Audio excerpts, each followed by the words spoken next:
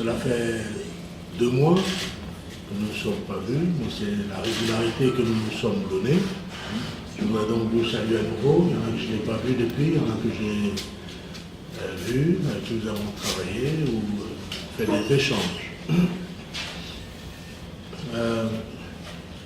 Pour ce qui me concerne, pour ce qui concerne le gouvernement, je voudrais aujourd'hui, dans cet exercice introductif, revenir sur 2 ou 3 points. Le premier sera ce qui s'est passé depuis que nous sommes quittés la fois dernière, et puis quelques points, je dirais, importants du moment, quelques points d'actualité du moment. Vous le savez, depuis que nous nous sommes vus, nous avons travaillé à ce qu'on a appelé l'an 2 du président Ouattara. Il ne s'agissait pas ici d'un exercice de réjouissance ou de festoiement, mais c'était un moment de reddition des comptes, de redevabilité. C'est-à-dire, après 2 ans, quelles sont les réalisations? Qu'est-ce qui a été fait? C'était donc ainsi cette opportunité qui a été donnée. Et nous avions souhaité, pour mettre en exergue tout cela, pendant tout un mois, celui de mars, mener un certain nombre de réalisations, de communication, de lancement de projets, en liaison avec les partenaires ou portés seuls par le gouvernement. Et c'est ce qui a été fait. Vous avez été bien souvent présents à ces différents événements. Quel est l'objectif? Au-delà de la redevabilité dont j'ai parlé tout à l'heure, il s'agissait aussi de se remobiliser, les énergies, de remobiliser le gouvernement vers les objectifs à lui astreints ou donnés par le président de la République. Il s'agissait de remobiliser les populations dans l'observation des réalisations et des acquis de cette 2e année.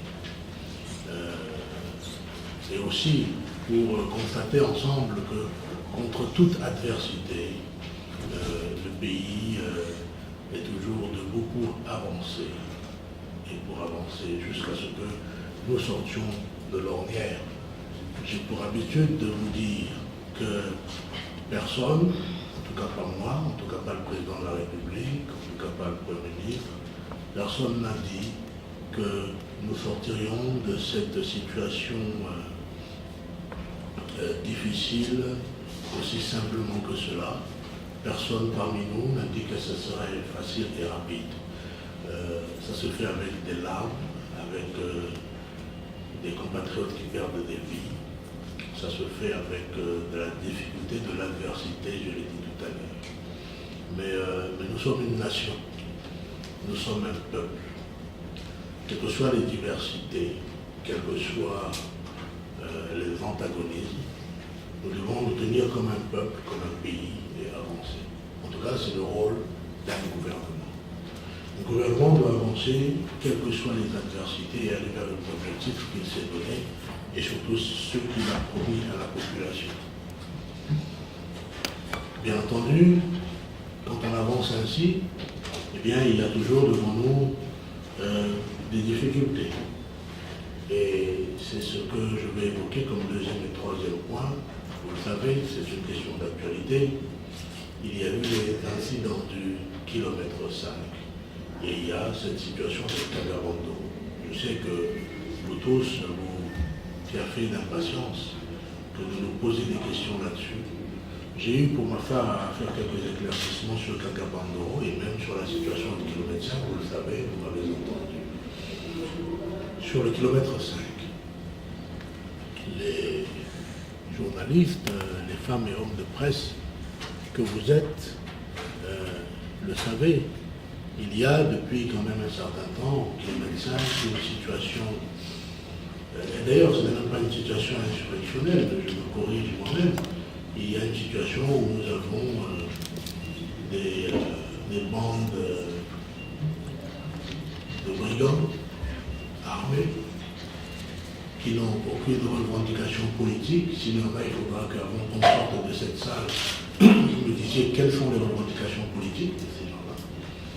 Ils n'ont aucune revendication politique, qui prétendument sont là pour protéger ces populations, de les autodéfendre, ces mêmes populations qui sont donc oppressées, opprimées, à qui l'on fait payer des taxes ou des surtaxes, dont on brûle les magasins quand elles ne veulent plus payer ces taxes, que l'on enferme dans des prisons privées avec des chaînes, s'il vous plaît, que l'on torture. Et laissez-moi vous dire que les gens qui sont enfermés et torturés là-bas le font indistinctement de leur religion, de leur communauté. C'est-à-dire que là-bas, parmi les gens qui sont surtaxés, bien entendu, il y a des chrétiens, il y a des musulmans. Parmi les gens qui là-bas sont enfermés dans des geôles privées avec des chaînes, il y a des chrétiens, il y a des musulmans, il y a des gens qui n'ont aucune croyance, aucune religion. Qu'est-ce que je veux dire par là? Je veux dire que toute opération qui a été décidée, puisqu'il fallait le faire, à la demande d'ailleurs de une bonne partie, si ce n'est de la plupart, des populations de ce quartier, de cet arrondissement, à leur demande, mais pas seulement parce que c'est à leur demande. Le gouvernement et les partenaires ont estimé que de toute façon, il fallait faire quelque chose pour en finir. Donc cette opération avait pour but de participer à en finir avec la souffrance de ces populations. Il ne faut pas oublier que c'est un quartier qui est un quartier de notre ville, donc de notre pays. Et ce sont des gens, fût-ils centrafricains étrangers, qui vivent dans notre pays. Voilà donc le but de cette opération qui a été menée. Vous le savez, l'opération a été menée, elle a été lancée, et il se trouve que, je crois, au deuxième jour de cette opération, il y a eu des tirs sur les troupes qui ont été envoyées là-bas et qui ont bien entendu répondu et riposté. Il y a eu, suite à cela, beaucoup de manipulations, beaucoup de désinformation. Ces manipulations tendaient à dire que les forces de défense et de sécurité alliées au FACA dans cette opération étaient envoyées là-bas pour s'en prendre à une communauté. Alors que vous qui êtes des observateurs, vous savez bien que cela n'est pas vrai, qu'il n'en était pas du tout question. Il y a eu donc toutes ces manipulations et il a fallu qu'à un moment ou à un autre, les deux porte-paroles que nous sommes, distinctement, soient montés au créneau pour rétablir la réalité des faits. J'ai rassuré la population des kilomètres 5 qui, je me rappelle, le jour où cette opération a démarré, et les populations de Bangui, qui se réjouissaient qu'enfin cette opération se fasse. J'ai voulu les rassurer que cette opération ira jusqu'au bout. Qu'est-ce que c'est le bout? Le bout, c'est qu'il faut qu'on en finisse avec les groupes de brigands qui oppriment les populations. Certes dans le 3e arrondissement, certes dans le kilomètre 5, certes partout dans la ville de Bangui cela est nécessaire, certes sur toute l'étendue de notre territoire. Et c'est ici que je reviendrai à ce que j'ai dit tout à l'heure, à savoir que cela prendra certainement du temps, mais cela devra se faire. Et c'est à ce rythme de ce temps-là que nous devons y aller. Il ne faut pas qu'on oublie que notre pays aujourd'hui n'a pas encore son armée mise en place totalement, ni avec les équipements qu'il faut. C'est un processus et c'est un long processus. Et dans ce cadre, c'est sans nos accords, nous travaillons avec nos partenaires de la MINUSCA pour avancer en cela. Autre point dont je sais que tout à l'heure vous nous poserez quelques questions là-dessus, c'est la question de Kaka-Bandoro, d'une part, mais avec un corollaire que l'on évoque de plus en plus, et qui est en fait là aussi un summum de la désinformation, c'est que bien les groupes armés sont en train de descendre sur Bangui. Hier après-midi, on était en train de travailler et puis on nous a dit « Ah, ils sont à Boili ». Bon, quelques heures avant ou la veille, ils ont déjà pris Sibut. Sibut est tombé. Le jour avant, sur les réseaux sociaux, Sibut était tombé. Bon, Batangafo, de même. Moi, parfois, je me dis que vous, les journalistes, il n'y a pas que nous qui avons des amis à Sibut, à Batangafo, à Boili. Enfin, est-ce que cela, même sans avoir l'information du gouvernement, est-ce que cela nous coûte d'appeler un ami, un parent à Sibut, à Boili, à Batangafo, pour que, comme c'était le cas il y a 2 jours, pour s'assurer que les habitants de Sibut, vous dites qu'ils sont là, celui-là il vient de l'école où il est allé enseigner, celui-ci a fait cela. Mais nous nous engouffrons, bons journalistes professionnels que nous sommes, et que je vous reconnais, nous nous engouffrons dans ce genre de calembredel et nous reprenons et nous renvoyons. C'est un peu problématique, selon moi. Je peux me tromper. Et j'en appelle à votre professionnalisme. Au-delà de votre professionnalisme, j'en appelle à votre sens, je dirais, patriotique. Parce que, en fait, quand on fait tout ça, qu'est-ce qu'on est en train de faire? On participe à cette campagne de désinformation qui fragilise notre pays, qui fragilise la cohésion sociale, parce qu'on ne sait pas quelles sont les réactions qu'il y a en retour. Et surtout, on ne met pas du baume au cœur de nos populations. Si l'on savait l'aspect dévastateur psychologiquement sur nos populations de ce genre de nouvelles, on ne s'amuserait pas, quand on est des femmes et des hommes de presse, à les propager aussi facilement sans les avoir vérifiées. C'est à cet effet que j'ai dû intervenir, je crois hier, pour dire que sur la base des informations de terrain, des informations croisées que j'ai, en tout cas, il n'y a aucun problème à Sibut, il n'y a pas de problème à Batangafo, il n'y a pas eu un problème quelque chose, surtout pas encore à Boili, que nous n'avons observé aucune descente sur Bangui au moment où nous parlions hier, comme au moment où je vous parle maintenant.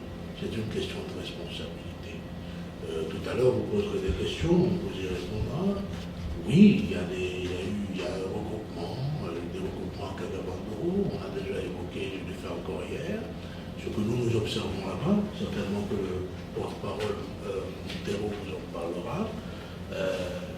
Mais voilà ce que je voulais dire, mais qui est un peu ma part, n'est-ce pas, de points que je mets sur la table et qui vont alimenter tout à l'heure les questions que vous nous poserez. Monsieur Montero, je vous laisse la parole.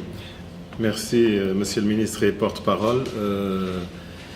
Nos salutations de la MINUSCA aux journalistes ici présents, mais aussi aux auditeurs de Radio Centrafrique, de Radio Maria, de Guira FM, ainsi qu'aux téléspectateurs de la télévision centrafricaine. Vous savez, depuis dimanche 8 avril, la MINUSCA et les forces de défense et de sécurité centrafricaines ont lancé une opération conjointe de rétablissement de l'ordre public au kilomètre 5 en vue de mettre fin à des activités criminelles de groupes criminels, et ceci en réponse à une demande de la population. Lors de cette opération et surtout dans l'après-midi du mardi 10 avril, les casques bleus ont été attaqués par des membres de ces bandes lourdement armés et ont riposté en légitime défense. Les tensions de la semaine dernière ont occasionné de nombreuses pertes en vies humaines et plusieurs blessés, ce dont y compris des casques bleus. Vous vous souvenez, ce casque bleu rwandais. La MINUSCA déplore les morts et les blessés enregistrés, tout en condamnant fermement les auteurs de ces violences insensées. Dans le cadre du règlement et des procédures en vigueur au sein de l'Organisation des Nations Unies et de la MINUSCA, une enquête interne va être ouverte sur les événements du 8-11 avril 2018. Elle sera conduite par la police militaire avec l'appui de la police criminelle de la MINUSCA. La MINUSCA, le ministre vient de le dire d'ailleurs, condamne par ailleurs la manipulation et la désinformation sur l'objectif de l'opération par des groupes armés, surtout le FPRC et le MPC.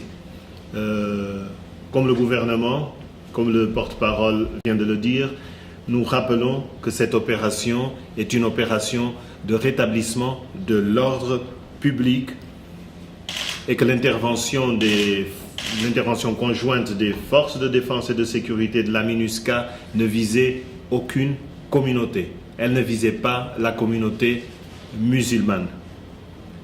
Une communauté qui est prise en otage par ces groupes criminels. Le ministre porte-parole vient de rappeler les rackets, les exactions commis par ces éléments. La MINUSCA rappelle le message du président de la République en Sango du 10 avril, je cite, « Nous travaillons pour que la paix revienne dans notre pays, mais à chaque fois, certains politiciens instrumentalisent cette situation sous forme confessionnelle. Nous n'avons jamais vu ça et nous devons mettre un terme à ce phénomène. Je demande aux concitoyens de Kagabandoro, de Bria et Bambari, ne cédez pas à la manipulation pour la guerre dans notre pays. » Fin de citation. Tous ceux qui tentent, et c'est la position de la MINUSCA, tous ceux qui tentent désespérément de faire de la lutte contre la criminalité au kilomètre 5 une attaque contre une communauté ont des desseins inavoués de déstabilisation et s'accrocheraient à tout prétexte, même fallacieux, pour justifier leur projet de déstabilisation.